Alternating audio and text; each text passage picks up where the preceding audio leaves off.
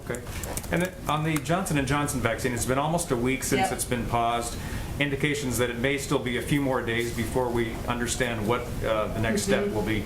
Is the White House concerned, or what is the level of concern that J&J's reputation may be harmed during this time period, and it could hamper the administration's efforts to reach out to skeptical or hesitant Americans about getting vaccinated? Well, it's interesting. We actually haven't seen data, unless you have, which is possible, that has suggested that has been the outcome. The FDA is the gold standard. They took this step out of an abundance of caution, as they've said, to ensure that the American people could have confidence in their actions, the high level of review and the high standards that we have in the U.S. government.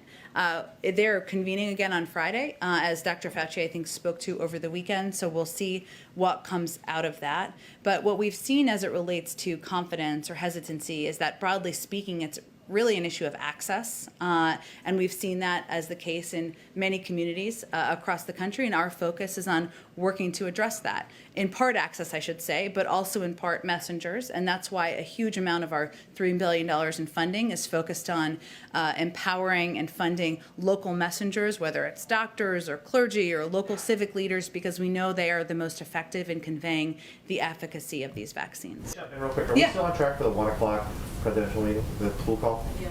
Oh, yes. Okay, so you Okay, we're almost wrapped here. Let's just go to one in the back. Go ahead. Sorry, wait. Thanks. Just I was not paying attention to the time. Thank you for the reminder. Go ahead. Just a couple quick ones. On Johnson & Johnson, between the pause and then the issues at the Baltimore plant, is the administration still expecting Johnson & Johnson to be on track to deliver its promised amount of doses by the end of the month? Well, I think the next step with Johnson & Johnson is for the FDA to meet and determine what the considerations are for the path forward.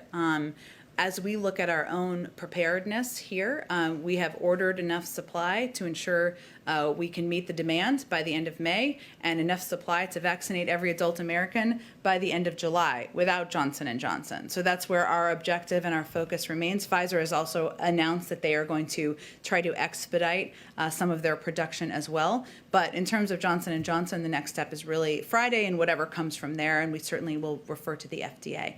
I'm sorry we have to wrap up because you guys are gathering in about 30 seconds here, but thank you everyone so much.